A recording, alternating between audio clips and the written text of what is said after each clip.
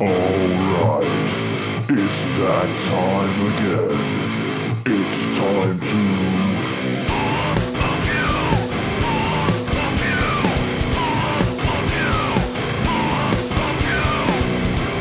Hey, what's up? Welcome to the Roadburn edition of Pull Up a Pew. Where to even begin with Roadburn this year? It was such an amazing time with so many incredible sets that it's hard to kind of narrow it down to my top ones, but I guess I'd have to shout out the two liturgy sets were insane. The gold set, the Emma Ruth Rundle set were also incredible. Green Lung as well. It was my first time seeing Green Lung from London and they absolutely smashed the place up. But yeah, I mean, I'd basically just be like rattling off all the bands I saw if I was picking my top sets. So I'll just shout out those ones for now because they came into my head straight off the bat. But yeah, whilst we were there, we had a lovely time. We caught up with Svalbard. We saw so many friends we hadn't seen since before the pandemic, because obviously people come far and wide and from, you know, all over the world for Roadburn Festival. So it was so good to catch up with a lot of people we hadn't seen for 3 years. And yeah, I had to keep reminding myself that there had been a pandemic since the last time I was there, because at this point now I've kind of slotted back into normality so seamlessly. I'm kind of like, oh yeah, shit, that was a thing. But anyway, enough COVID talk because that's boring as hell. We're back into going to shows and playing shows full steam ahead, so let's keep on with that. But yeah, apart from talking to Svalbard, I also went on the hunt for the elusive Zetra whilst we were in Tilburg.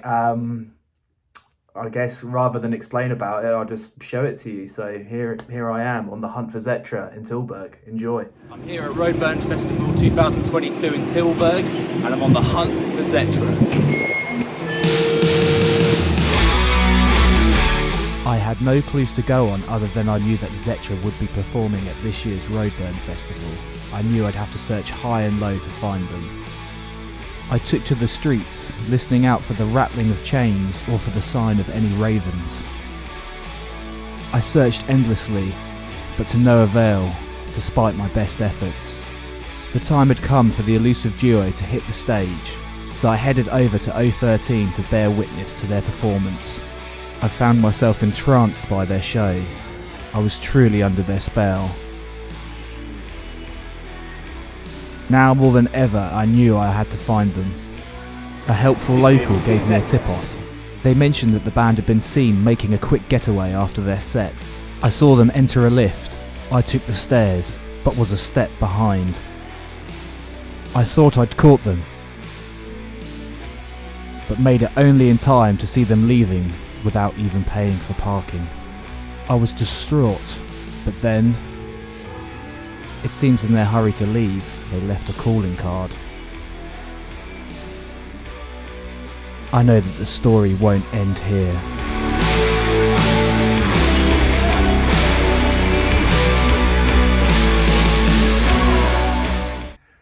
I'll catch him next time.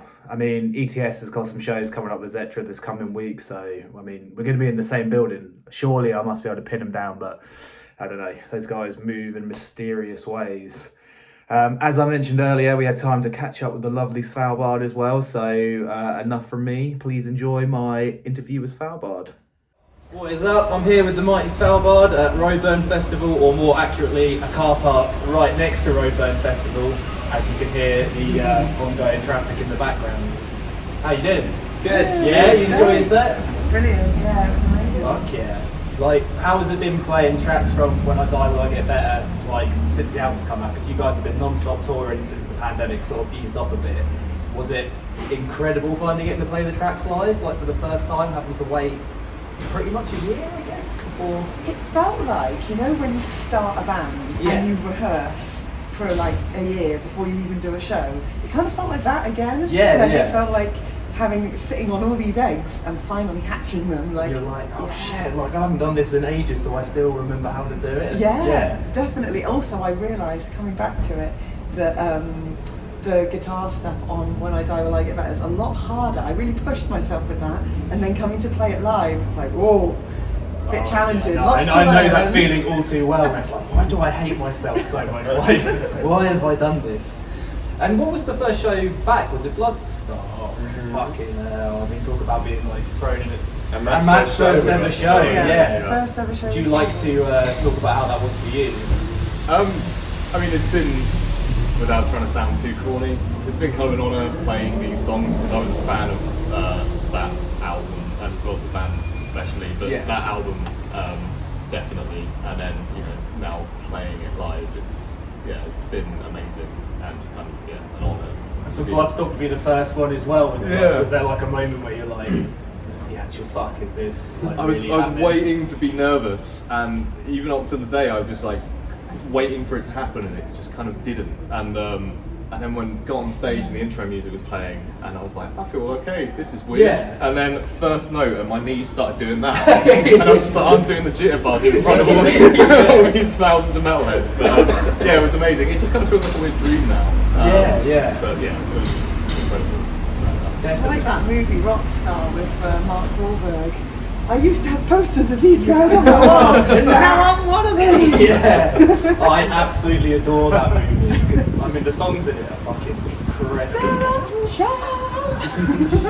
So awesome. But yeah, I mean, I guess you guys kind of felt like we did when we did our first show back, where initially it was kind of like nerve-wracking thinking about it. When you got on stage, it was just like, holy shit, I've missed this so much, and it's just incredible. Awful one of the sounds. I was just like, oh, yeah, I missed this so bad. So good.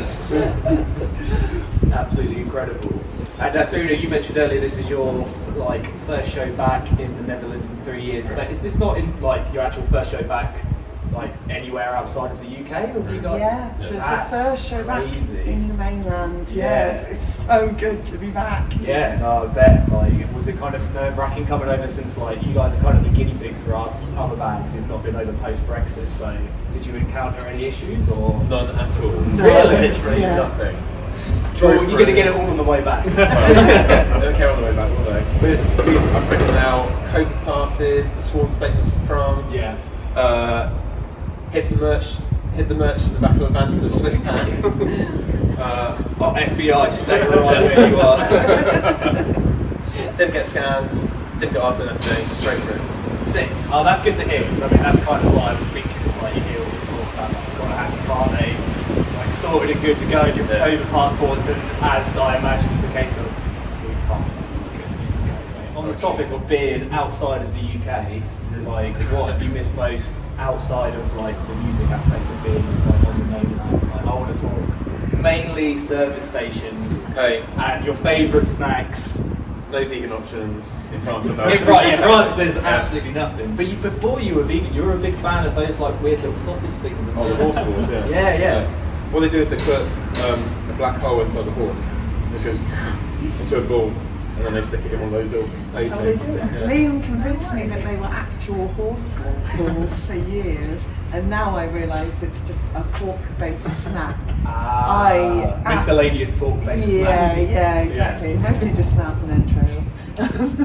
Ambiguous meat. Misc. I love those warm snacks. When we got in today, first service station, got myself a kip corn, got myself a cassouffle. It's so good. And I've had 2 chocomels. I was going to say the chocomel or the sesamel. I mean, that's a staple for like any touring band, isn't it? Definitely. Yeah, filled up on those. It's just great. It's just so nice to be back. And look, it sounds really stupid, but to not understand everything. I think sometimes when you're in the UK and everything's in your language, you hear all the stupid comments all the time. You see all the stupid shit, the horrible graffiti or whatever it is. And when you're in a country where they don't speak your language, you kind of have this nice blissful ignorance.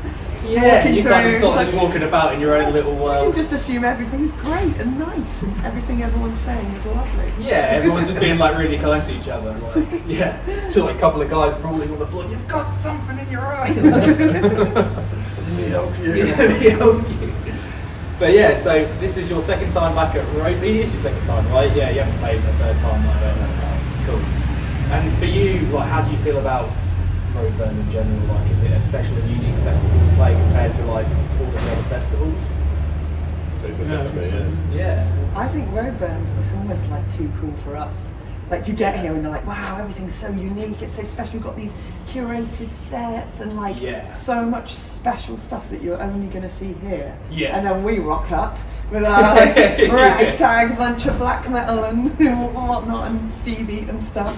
So, but it's really like, it's one of those festivals that's a real privilege to play. I think of it as kind of like, it's like this is going to sound so pretentious, I'm so sorry. It's like an art exhibition, but for metal. Yeah, no, like 100%, it's all the most interesting things and all the most conversational things in one weekend. Yeah, no, 100%. I think that's exactly what it is, because you have to curate sets just like you would have someone like, I don't know, curate an exhibition or, you know, commission a set as well. Yeah, it's totally the art exhibition of the metal world. What exhibit are we? We're like the atrocity exhibit. We're the toilets. Are we like a Beano with put pints of glass? I think so. Yeah, sure. Why not? You could be the Beano It's art, exhibition. isn't it? So, Yeah. It's not very high fare. Well, you summed it up perfectly though when you were playing earlier, when you said like you don't fit any like specific mould, and that's kind of exactly what Roadburn's about, isn't it? It's like it falls under this sort of heavy metal rock banner, but then you've got the Green Nota playing, you've got Gold playing in a minute, and you just don't. You wouldn't really call them a straight up heavy metal band or a rock band, would you? But it all works together, and loads of unique stuff happening. It's so diverse, but at the same time, it is all so Roadburn. Yeah, You know what I it mean? all gels together seamlessly. But if you could do a collaboration set with anyone, who would it be? And we're manifesting now, we're putting it out there in the universe. So Can I pick anyone? Yeah, of course. Can I pick Symphony X? Of course you can, yeah. I just want to play with Michael Romeo because he's the best guitar player in the world. It's gonna be like Svalbard with fucking just loads of fucking mad That's my choice anyway. Yeah, go on, everyone gets one choice. Scooter. I shouldn't even ask, really. Okay, sick. I mean, Symphony X and Scooter might be kind of difficult to make happen, particularly Scooter, as I know they're quite selective. What about you, Matt? What are you saying? I'd go with Enslaved.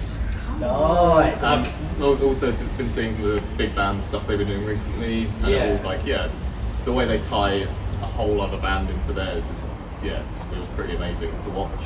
And I could see it working well. I could too, yeah. And I'm a massive fan, so you know. That's definitely the most sensible option so far. Yeah, sorry, was that boring? No, it's good. It made sense. More minutes to go with it. Yeah. I could definitely see that happening. I feel that, there's definitely more chance of that than Symphony X and Scooter, but I'd be happy, fully happy to eat my own hat. I mean, if you want to, for Gravy Cauldron, incorporate that influence, Scooter and Svalbard. Or Scooter and Symphony X. Mate, what would that even be called? Gravy Cauldron. Exactly. For those who don't know, Gravy Cauldron is the best band you've not heard yet. It's coming your way. It's dropping summer 2027. That's enough time to maybe Get a song done by then, Yeah, Gravy Cauldron. Check it out. What about you, Mark? What are you saying? After these guys, are we? Yeah, fuck. Actually, that would be cool. Let's turn around Don't know how it would sound. Oh yeah, What the hell? Don't know how that would sound, but I love their style. I think that would work because they're doing the collaboration with Nothing this weekend, and that's already like a very different set of bands altogether. So I reckon Full of Hell and Svalbard. Yeah, their sound's so expansive. They could work with anyone, I think. They've been walking about all like if I see them up Orangan next time, you guys need to do something with Svalbard. Make it happen. Yeah, that's solid choice. But anyway, it's not getting any less busy for you guys, so what's the rest of the year saying? Like, you guys have got a lot of festivals coming up, haven't you? And then any more headline stuff, or are you... We've got, few bits, we've got loads of festivals over the summer, which is great. It's like we haven't opened our Christmas presents for 2 years, and now we've got them all at once. So that's really cool. Got Mystic in Poland, Resurrection in Spain, Summer Breeze in Germany, which I've always wanted to go to, so that'd be great. Motorculture in France. We've also got a show with Mono in London at the Coco, which is... It's not Coco anymore. Oh, is it not Coco? Electric Ballroom. Electric Ballroom, sick. wow, nice. Yeah, that's going to be awesome. I saw King Diamond in there. The Electric Ballroom? Yeah. Fucking hell. 2006. It's an intimate show for King Diamond. It is, yeah. These are the days. Yeah. And yeah, so we've got the show in Mono, we've got a headline show in Guildford at the Boiler Room. Oh shit! Yeah. Sorry, hey crew. Represent. And AM Fest in Barcelona in October. Oh wow, so you're in Spain twice this year? Yeah. Oh, I forgot actually. We're playing Kendall Calling, and we're playing Dominion, the new one up north, and it's like Blind Guardian. Oh, shit, yeah. Ingested. It's so Cradle of Filth. versatile. It's a Cradle of Filth. It's so versatile. Who else is on that night? Just a play. Yeah, just playing. The King Diamond? No, the King Diamond, sorry. Diamond Head playing? Oh, I don't know. It's like someone else I saw in Dillwell was like. Well, thank you very much for your time. It's lovely to see you all, and yeah, just fucking keep on rocking. Cheers.